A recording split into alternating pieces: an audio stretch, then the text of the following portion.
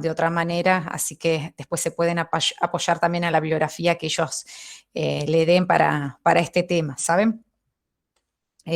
Nosotros lo apuntamos más con Karina a la parte biológica en sí, pero no, es decir, no dejamos de reconocer que es importante también hablar de las estructuras químicas que aparecen aquí. Bien, primero vamos a hacer una generalidad de estas mitocondrias. Recuerden que estas mitocondrias van a ser estructuras que van a aparecer solamente en células eucariotas, ¿sí?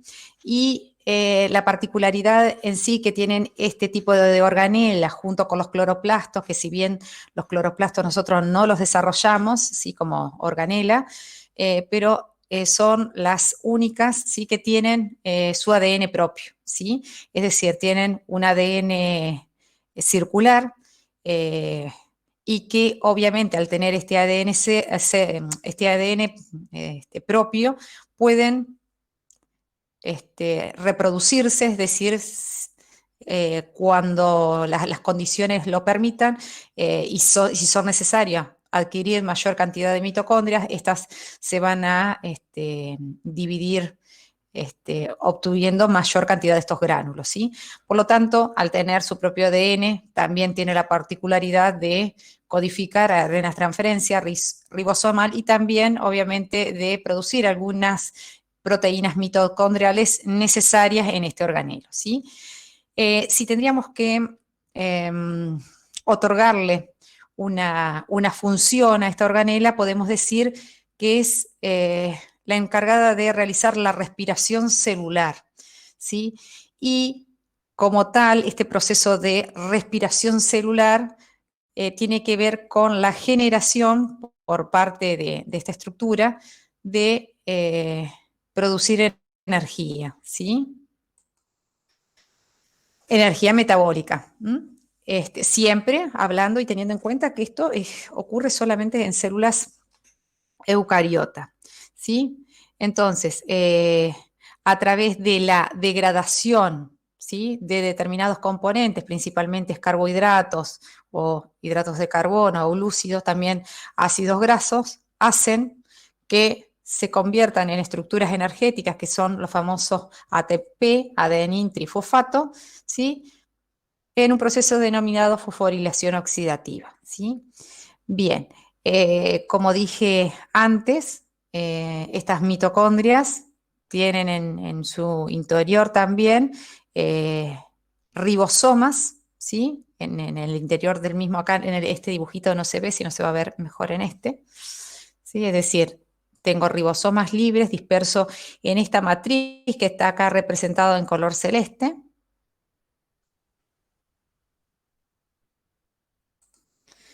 Profe, disculpe, oxidación, ¿cómo había dicho?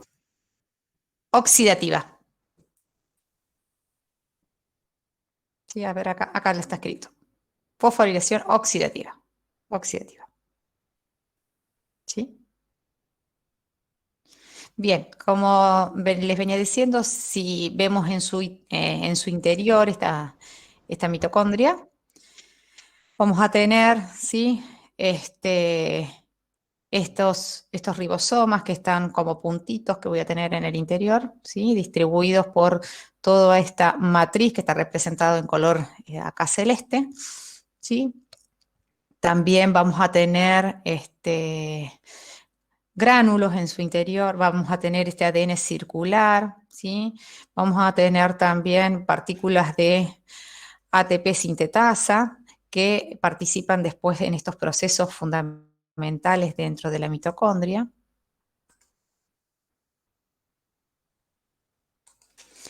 Vamos a tener también, si hacemos una observación, las mitocondrias tienen forma de salchichas, les digo yo, es decir, son estructuras alargadas donde externamente están cubiertas por una membrana, ¿sí?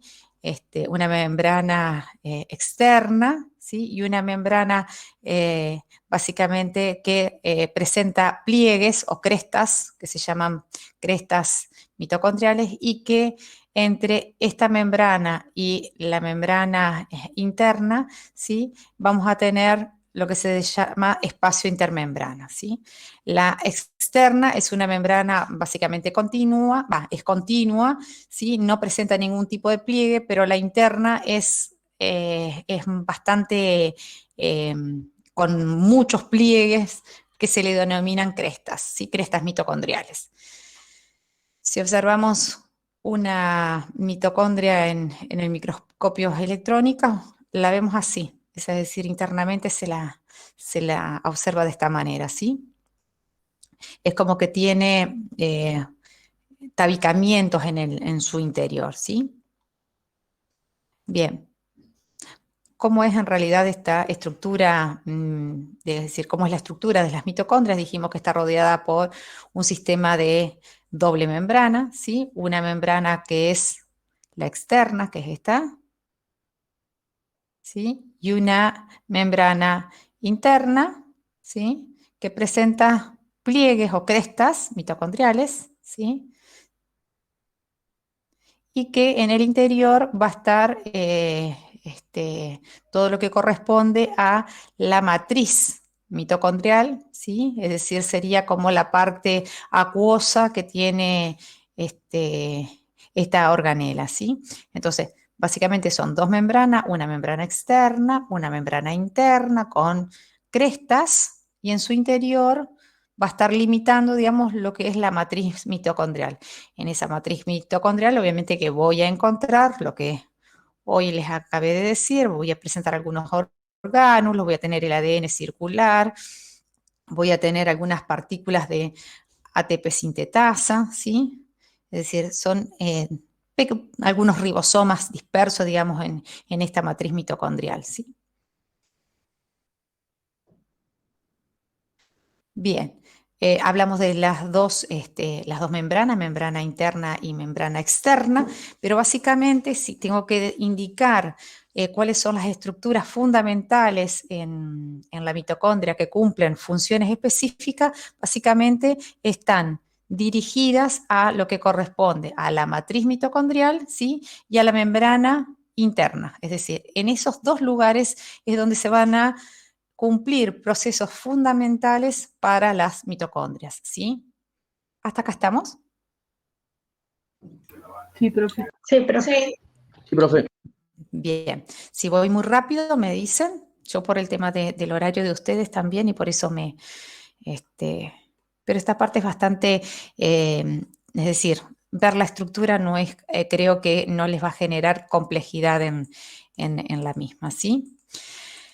Bien, como les dije hoy, las mitocondrias dijimos que tienen funciones, funciones exclusivas que tienen que ver con esta respiración celular, pero si tenemos que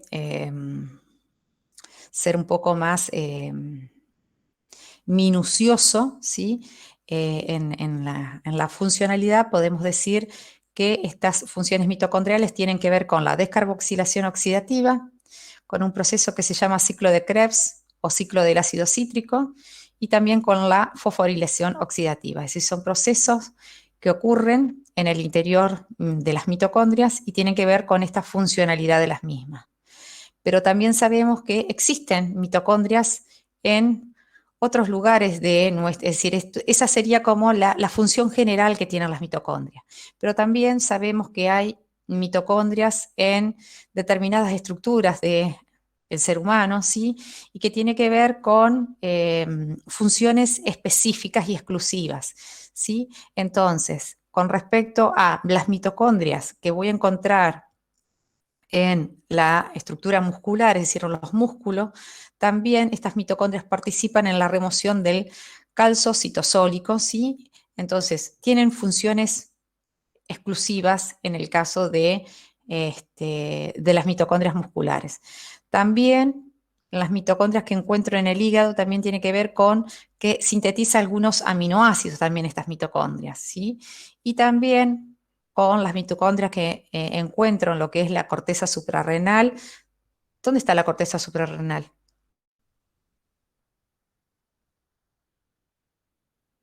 Los riñones.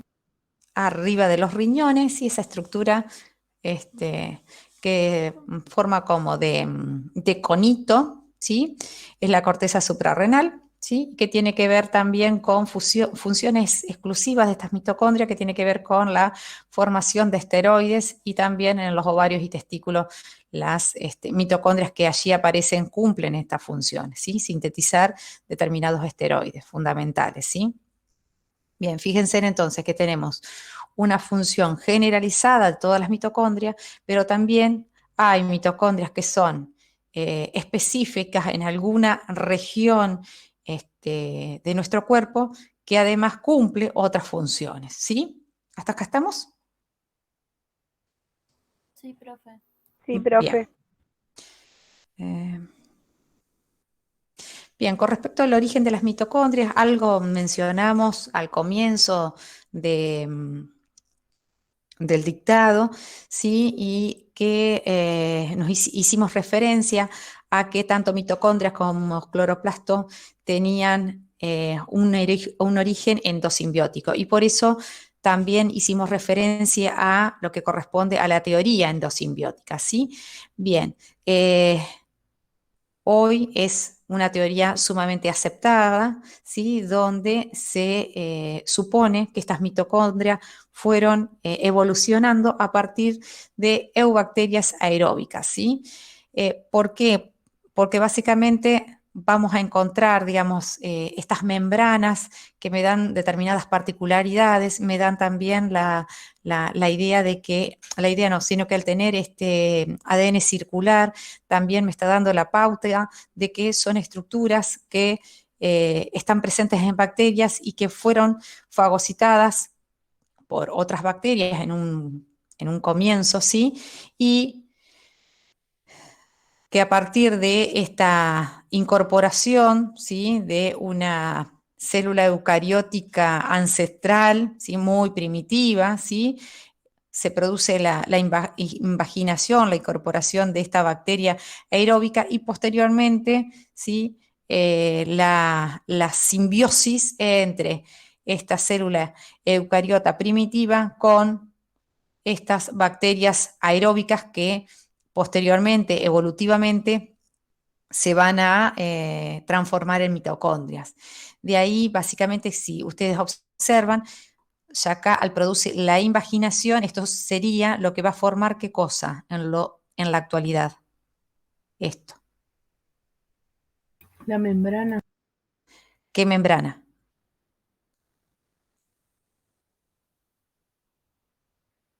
La membrana extracelular. Membrana externa, ¿sí? Esta sería la membrana externa. Y esta que tiene lo rojo, que presenta como pliegues, obviamente que ahí estamos observando, ¿sí? La membrana interna, ¿sí?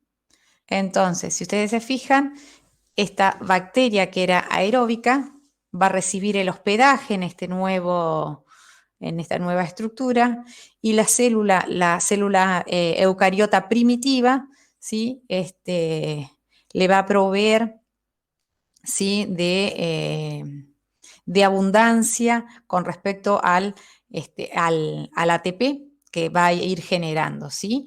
Y obviamente que tiene la posibilidad de hacer este metabolismo oxidativo, que ya vamos a ver con mayor detenimiento, ¿sí? Entonces, en síntesis, podemos decir que las mitocondrias surgen a partir, digamos, de un origen endosimbiótico, donde se va a producir una invaginación de esta membrana plasmática de las,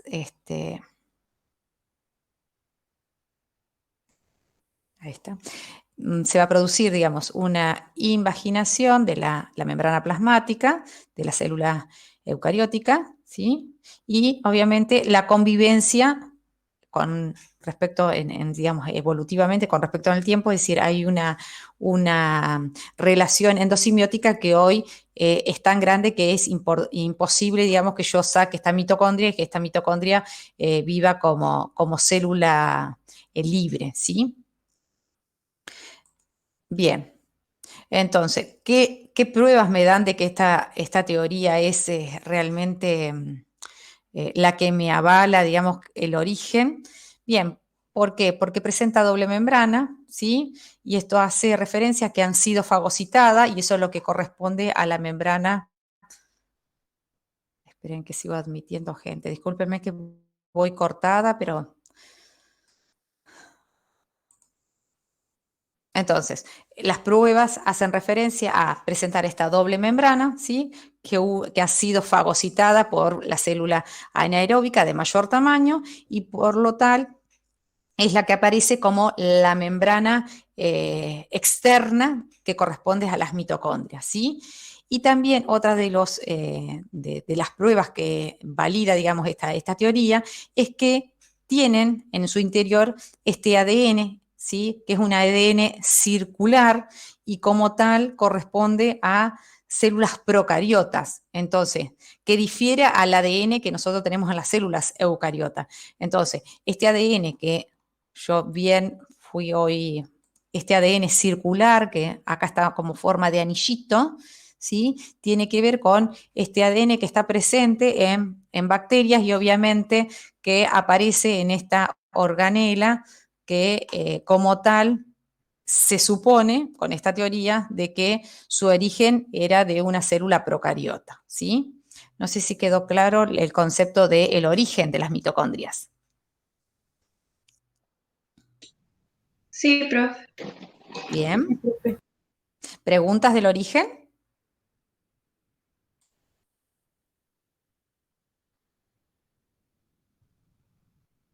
Y otra de las cuestiones que si bien acá no está como prueba, pero al presentar este ADN circular, se puede duplicar la cantidad de veces que sea necesario, digamos, como estructura, ¿sí? Bien, entonces, ¿qué tipos de división tienen estas mitocondrias? Básicamente tienen una fisión, ¿sí? Donde a partir de esto sería una mitocondria, a partir de un estrangulamiento que se produce, se va a producir la fisión binaria y la formación de dos nuevas mitocondrias, ¿sí? Como también cuando las mitocondrias son sumamente pequeñas, también tienen la particularidad de acercarse y conformar una única mitocondria, es decir, proceso que se conoce como fusión. Es decir, fisión es separación y fusión es unión entre dos estructuras para formar una más grande, ¿sí? Ahí ustedes tienen a la derecha una imagen de mitocondrias que se está produciendo, digamos, el proceso de fisión, ¿sí? De fisión binaria, corte, estrangulamiento, y formo dos mitocondrias idénticas, iguales, ¿sí? Es decir, se autoduplican, ¿sí? Obviamente que yo voy a tener que tener en su interior el material genético duplicado, etcétera, etcétera, para poder conformar dos estructuras idénticas, ¿sí? Bien, ¿hasta acá estamos?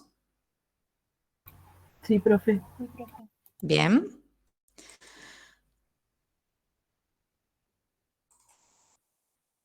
Bien, ahora nos vamos a centrar un poquito en esta función que tienen las mitocondrias que tiene que ver con generar y proveer de ATP, adenosín trifosfato, a la célula, es decir, tener como reserva energía para poder emplearla en múltiples actividades, ¿sí?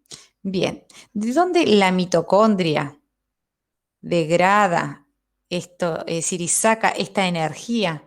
Básicamente está dada por la degradación, la ruptura de carbohidratos, ¿sí? Y ustedes a lo largo, digamos, del proceso, digamos, de respiración celular, ustedes me van a sentir hablar como carbohidrato o la glucosa, porque está basada básicamente la explicación en como estructura, digamos, que se degrada la glucosa, pero también puede degradarse lo que son los lípidos y en último caso la degradación corresponde a las proteínas, ¿sí? Pero fíjense, es decir, de la degradación de estos carbohidratos yo voy a poder tener almacenada energía a nivel celular, ¿sí? Bien, en el centro ustedes tienen escrito la fórmula química, ¿sí? Que se produce en su totalidad, es decir, esto es como la estructura química de inicio y finalidad, ¿sí? ¿Qué significa esto? Que por cada molécula de glucosa, ¿sí? Que estaría representada acá, ¿sí? Esa molécula de glucosa se combina con oxígeno, ¿sí? Con 6 moléculas de oxígeno y se van a producir 6 moléculas de dióxido de carbono, 6 moléculas de agua y energía. Así que ahí no se las identifiqué. ¿Sí? Bien. Entonces, esa estructura está balanceada. Eso es otra de las cuestiones, que en toda reacción química tiene que haber un balance entre el inicio y el final de la reacción. ¿Sí? Si ustedes cuentan acá tengo 6 carbonos, acá tengo 6 carbonos, ¿sí? Acá tengo 12 hidrógenos, 6 por 2, 12, 12 hidrógenos, ¿sí? Acá tengo 6 oxígenos, ¿sí? 6 por 1 acá tengo 6 oxígenos, y 6 por 2 son 12, 6 por 2 son 12, son los otros 12 oxígenos, ¿sí? No sé si alguna vez hicieron balances de reacciones, calculo que sí. Sí. Sí, profe. Bien, entonces esto no es algo nuevo, lo que les estoy marcando, ¿sí? Entonces, ¿qué es lo que quiero decir? Por cada molécula de glucosa combinado con 6 de oxígeno voy a producir dióxido de carbono, agua y una energía almacenada, ¿sí? Como dije anteriormente, la degradación, ¿sí? La célula puede utilizar diferentes compuestos para hacer esta degradación y lo que primero se degrada son los hidratos de carbono. ¿Por qué se degradan los hidratos de carbono? Por la simple razón que son fácilmente rápidos en el proceso degradativo, ¿sí? En segunda instancia, lo que se degrada son los lípidos y en última instancia, y ojalá que nunca se necesiten, es la degradación de aminoácidos que conforman, digamos, estas proteínas. ¿Por qué les digo que en último caso? Porque significa que si ese organismo está destruyendo sus proteínas, significa que hay ausencia total de lípidos y hay ausencia total de hidratos de carbono. Para llegar a esta instancia, ¿sí? Utilizar energía rompiendo proteínas, ¿sí? Que es lo último que se rompe por ejemplo, en el caso de niños desnutridos, ¿sí? Que obviamente que hidratos de carbono y lípidos no tienen o carecen, ahí ese cuerpo para mantenerse medianamente estable en su regulación de la temperatura, destruye todo lo que es proteínas y aminoácidos, ¿sí? Por eso se los observa con determinadas características, es decir, son niños que tienen un abdomen bastante prominente, su cabeza también es bastante prominente, obviamente que son muy delgaditos, pero tiene que ver con esta degradación que hace referencia a destrucción a nivel de proteínas y todo lo que sea la parte muscular, ¿sí? Recuerden también que todos los organismos, y en el caso del ser humano, que es homeotermo, ¿qué significa que ser homeotermo? Que trata de mantener siempre una temperatura, por así decirlo. Exactamente, es decir, nosotros regularmente mantenemos una temperatura a lo largo de todo el día. Puede ser que en algún momento del día aumente un poquito y en la noche, es decir, haya una pequeña variación de grado, pero siempre debemos mantener una temperatura adecuada. Si esa temperatura se desnivela, es decir, o aumenta o baja, ¿sí? Es porque hay algún inconveniente por allí, ¿sí? Pero ese mantenimiento de temperatura, ¿sí? El cuerpo necesita grandes cantidades de energía para mantenerla, para que sea medianamente constante a lo largo de todo, digamos, de todo el día, ¿sí? Y bien, ¿de dónde vas a sacar esa energía necesaria? Bien, ¿de dónde vas a sacar la energía necesaria?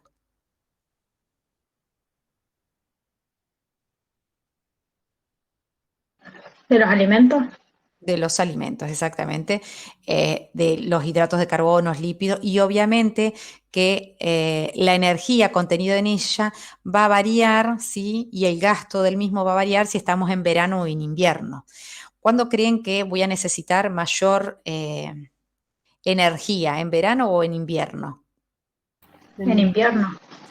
En invierno por la cuestión, digamos, de esta, puntualmente hago referencia a esta regulación de la temperatura, que nosotros, por empezar, somos individuos que no tenemos pelos externamente como un perro, un gato, que mantiene, digamos, su pelaje, a través de su pelaje mantiene una determinada temperatura, sino que nosotros tenemos que colocar ropa y protegernos para que esta temperatura, digamos, se mantenga. Y obviamente que necesitamos los alimentos para poder proveerla y mantenerla en forma constante. En invierno es lógico pensar de que vamos a necesitar determinados alimentos con más calorías que no en verano. Por ahí es difícil pensar en verano comernos, por ejemplo, qué sé yo, a ver, ¿qué comen ustedes? Porque yo por ahí digo alguna comida y capaz que nada que ver, ustedes no consumen eso. ¿Qué consumen en invierno? Un guisacho. Un guisacho, Sopa. me dicen, ajá, sopa, bien. Comidas con más calorías. ¿Y como cuáles, por ejemplo?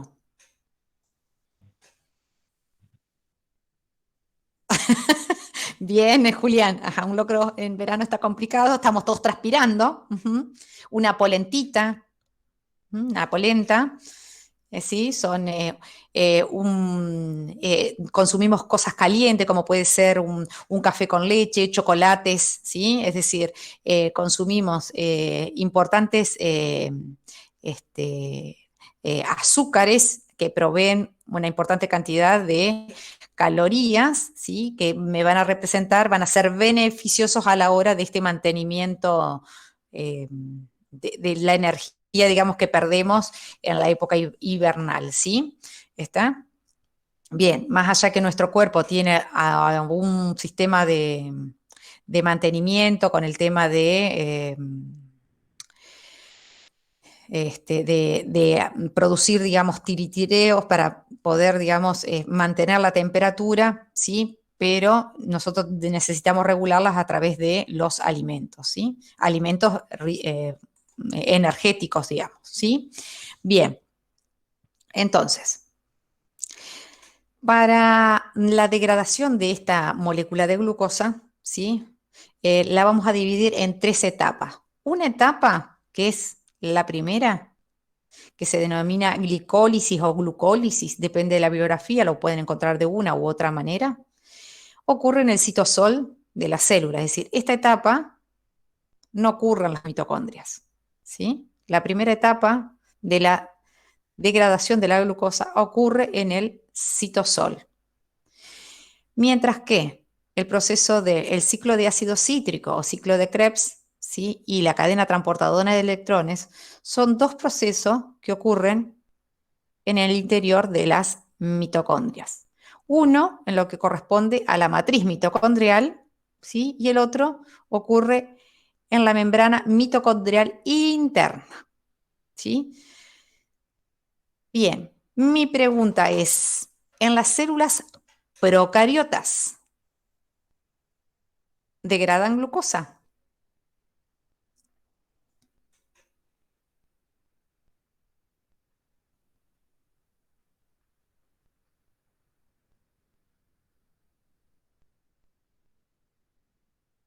Oh, ¿se quedaron todos callados?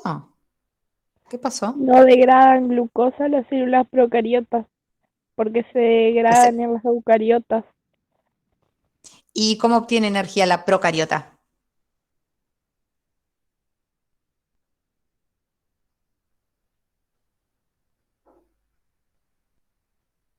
Ahí me mató, profe. Los demás, a ver.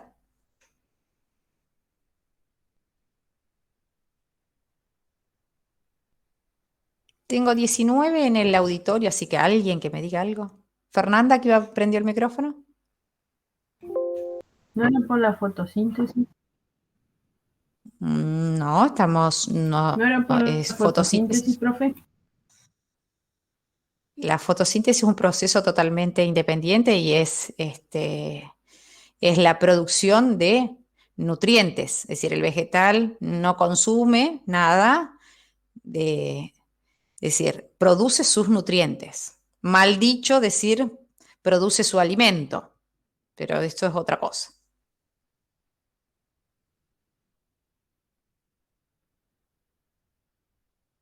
De los tres procesos que yo presenté ahí, yo les dije que uno ocurre en el citosol y los otros dos en la mitocondria, en las procariotas. ¿Qué creen ustedes de todo eso se va a producir?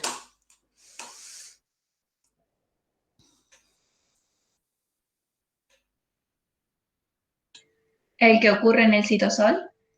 Correcto. Es decir, va a haber degradación de glucosa. Lo que pasa es que solamente va a haber la degradación de glucosa, esto nada más se va a producir, porque no tienen estructuras mitocondriales. Entonces, en las procariotas solamente va a ocurrir la glicólisis o glucólisis, nada más.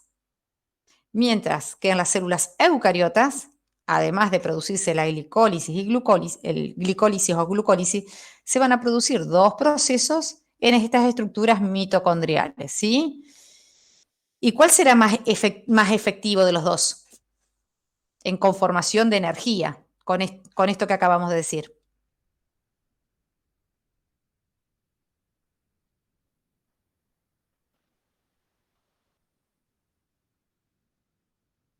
¿Cómo dijo, profe? El que realiza los tres procesos, o sea, las mitocondrias. Exactamente, es decir, la degradación de la glucosa en una célula procariota va a producir poca energía. ¿Por qué? Porque solamente va a ser glucólisis. Mientras que en las células eucariotas va a producir glucólisis, es decir, un proceso de glucólisis, un proceso que tiene que ver con el ciclo del ácido cítrico y por último, ¿sí? El proceso de la cadena transportadora de electrones, ¿sí? Que va a ser la final y va a ser la encargada de llegar al final de la degradación de la glucosa con una producción neta de glucosa sumamente importante en relación, si yo la comparo con una célula procariota, que solamente puede hacer esto. Esto otro, en una procariota, no lo puede hacer. ¿Por qué? Porque no tiene mitocondrias. ¿Se entiende? Sí, profe. Bien. Hay alguien que me había preguntado algo y yo corté. ¿Se entendió la que hizo una pregunta, algo ahí que me quedó en el... No sé si Fernanda era, bueno, no me acuerdo ahora quién es la que había hablado. ¿Seguimos? Sí, profe. Sí. Bien. Vamos entonces a la etapa inicial de este metabolismo que tiene que ver con esta glucólisis, ¿sí? ¿A qué se refiere con etapa inicial? Bien, es la primera parte, ¿sí? De esta degradación de la glucosa que ocurre en todas las células, tanto eucariotas como procariotas. Es decir, la glucólisis es un proceso inicial, ¿sí? En la ruptura de esta molécula de glucosa que ocurre tanto en células procariotas como células en eucariotas. ¿Por qué? Porque ocurre en el citosol. Y también tiene la particularidad que esta ruptura, ¿sí? Se hace sin necesitar oxígeno, ¿sí? ¿Está? No necesita oxígeno en esta primera parte, ¿sí? Cuando hablamos de organismos anaeróbicos, ¿sí? Mientras que en las células aeróbicas, que son las que utilizan oxígeno, ¿sí?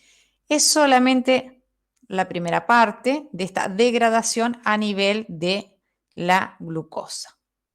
Bien, ¿en qué se convierte esta glucosa? Básicamente esta glucosa se va a degradar, es decir, se va a romper y va a formar lo que se denomina piruvato.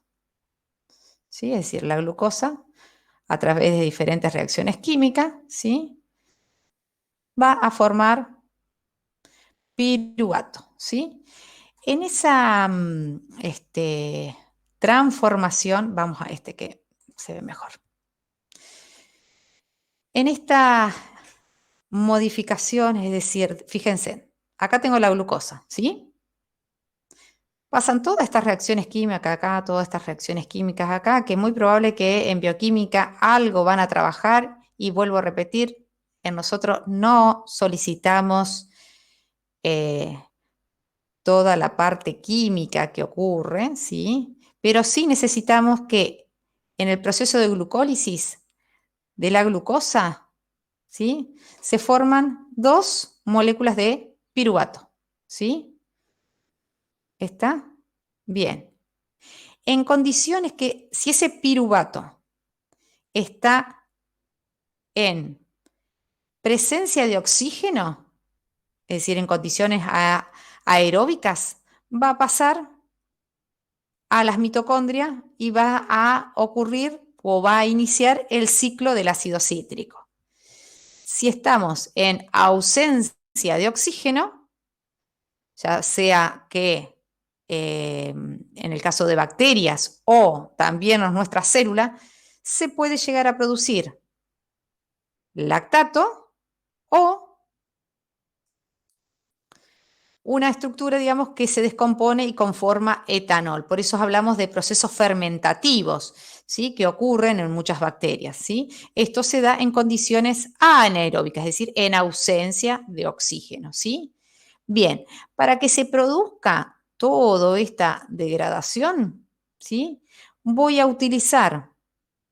gastar para hacer todos estos procesos ATP, pero también voy a generar, ¿sí?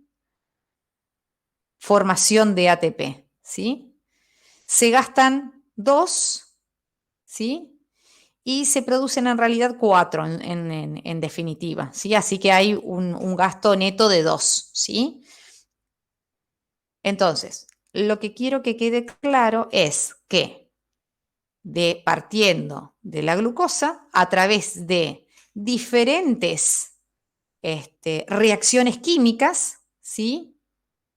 Voy a formar al final del primera degradación, que se denomina glucólisis, que ocurre en el citosol, ahí yo puse citoplasma, es decir, ocurre en el citosol, ¿sí? Se van a generar 2 piruvatos, ¿sí? Bien, ese piruvato puede, en condiciones aeróbicas, es decir, en frente a presencia de oxígeno, ingresar a las mitocondrias, ¿sí?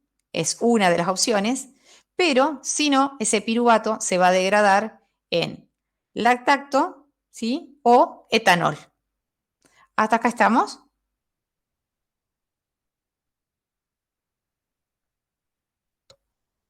Sí, profe. Sí, profe. Bien. Bien, ahora vamos a pasar a lo que habíamos mencionado. Déjenme buscar algo acá.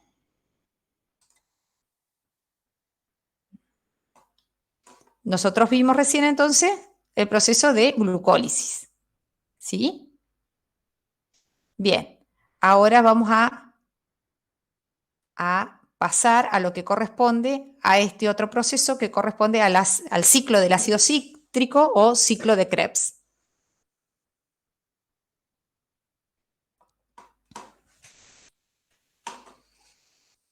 Déjenme ver algo.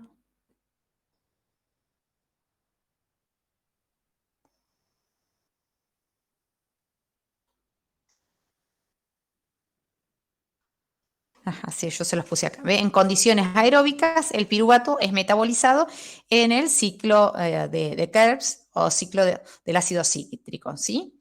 Bien. Ese piruvato, ¿sí?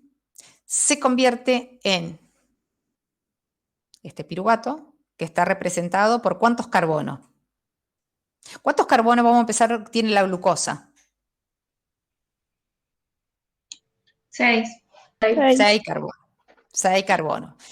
El piruvato tiene 3 carbonos, ¿sí? La estructura del piruvato tiene 3 carbonos, ¿sí? Bien.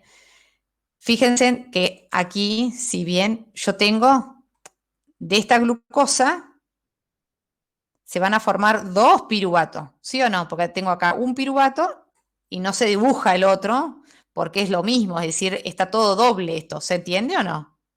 De esta glucosa, ¿sí? Va a llegar un momento que yo al final voy a tener 2 piruvatos. Acá tengo uno de 3 carbonos y voy a tener otro piruvato también que conforma 3 carbonos, porque la glucosa, ¿cuántos carbonos tiene? 6. Por lo tanto, no es que se me pierden a mí los carbonos en alguna parte, ¿sí? Sino que voy a formar en el proceso de degradación a través de diferentes reacciones químicas a formar 2 piruvatos, ¿sí? ¿Hasta acá estamos?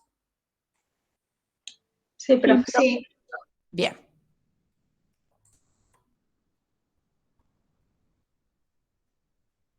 Bien, el piruvato se convierte en acetilcoenzima A, sí, y se va a producir una molécula de NAD. Si ustedes recordarán, en algún momento vimos, cuando vimos los nucleótidos, vimos estructuras que no portaban información genética, pero que eran portadores de energía, cuando vimos también ATP, ¿sí? ¿Se acuerdan de eso? Cuando vimos nucleótidos allá lejos. Sí, profe. Bien, entonces, voy a producir en esta reacción, ¿sí? Acetilcoenzima A y también voy a producir el famoso NAD. Estas estructuras químicas que yo se las pongo acá es nada más para que ustedes vean cómo se produce. En realidad nosotros no tomamos estructuras químicas, ¿sí? Eso quiero que quede claro. Pero sí, para entenderlo, el proceso sí me parece necesario escribirle las estructuras químicas, ¿sí? Para que ustedes puedan relacionar dónde se van estas estructuras, es decir, qué se hacen de este desdoblamiento que se produce a través de la glucosa, ¿sí? Bien. Este piruvato, ¿sí? Que digamos que se comienza a oxidar y me forma acetilcoenzima A y NAD, va a ingresar a lo que se conoce como ciclo del ácido cítrico o ciclo de Krebs, ¿sí? Este proceso es llevado a cabo en el interior de la mitocondria, en lo que es la matriz mitocondrial, ¿sí? Entonces, si ustedes se fijan en este dibujito, yo tengo el piruvato se produce la descomposición de este piruvato, se transforma en acetilcoenzima A y ese acetilcoenzima A es la que va a ingresar en lo que corresponde a un ciclo, ¿sí? Porque son reacciones en cadena, por eso hablamos de acá de un ciclo del ácido cítrico, ¿sí? Por eso tiene estas flechas de continuidad, ¿sí? Bien. Entonces, ¿qué pasa? El acetilcoenzima A formada en la etapa anterior entra a lo que corresponde al ciclo, a este ciclo que se llama ciclo del ácido cítrico, ¿sí? Y obviamente, nos vamos a este acetilcoenzima A, ¿sí? Se va a combinar con el oxaloacetato y va a formar un citrato, ¿sí? Y va a comenzar a realizar diferentes reacciones químicas que se van a producir en todas estas reacciones químicas, ¿sí? Se van a producir tantos NAD, GTP y FAD, que son estructuras que van como resguardando hidrógenos que son necesarios para la producción neta final de esta etapa de energía, ¿sí? Entonces, va a ingresar, se va a producir. Entonces la acetilcoenzima va a ingresar al ciclo del ácido cítrico, va a producir, digamos, este ciclo, que es continuo, y se van a generar partículas de NAD, ¿sí? De FAD y GTP, que bueno, acá no está marcado. Pero todo ese proceso del ciclo del ácido cítrico ocurre, ¿sí? En la matriz mitocondrial. Fíjense que esto, que está representado acá medio rosadito, ¿sí? Es la matriz mitocondrial. Esto de acá es la membrana externa de la mitocondria. Esta es la membrana interna que presentaba estas crestas, ¿sí? Y esto es la matriz mitocondrial, ¿sí? Bien. Y por último, lo que nos queda por ver es, durante toda esa fosforilación oxidativa que se van produciendo tanto NAD como FAD, lo que yo voy es como almacenando, como les dije, estos hidrógenos que van a ser después utilizados para la conformación de, a partir de ADP, transformarlo en ATP. ¿Dónde ocurre esto? Ocurre en lo que se denomina la cadena transportadora de electrones, que ocurre en la membrana mitocondrial interna, ¿sí? Que, bueno, ahí está explicado, ¿sí? Pero lo que quiero ver, quiero que visualicen, es que esta cadena transportadora de electrones ocurre en la membrana mitocondrial interna, que es esta, ¿sí? Este es el espacio intermembrana, esta es la membrana mitocondrial externa, ¿sí? Y esto es la matriz de la mitocondria, ¿sí? Donde, ¿qué es lo que ocurría? Ocurría, dijimos, en la matriz mitocondrial, el ciclo del ácido cítrico, ¿sí? Que generaban tantos NAD como FAD. Bien, de tal manera que ustedes en la membrana mitocondrial interna, ¿sí? Fíjense que es una membrana. ¿Qué serán estas estructuras? ¿Cómo se llamarán estas estructuras que estoy señalando acá? Una bicapa fosfolipídica, Correcto. ¿Y estas celestes qué serán? proteínas, Exactamente, proteínas que lo que hacen es bombear estos hidrógenos al espacio intermembrana de tal manera que van a generar un gradiente diferencial entre el espacio y la matriz, que hay una proteína sumamente importante que se llama ATP sintasa, que es la encargada de estos hidrógenos, ¿sí? Van a generar, digamos, el pasaje por esta ATP sintasa para generar a partir de ADP más fósforo inorgánico ATP, ¿sí? Es decir, está la cantidad de hidrógenos producidos, ¿sí? Producto, digamos, de estas oxidaciones de estos NAD y de estos FAD, que van a generar un gradiente electroquímico, que van a ingresar por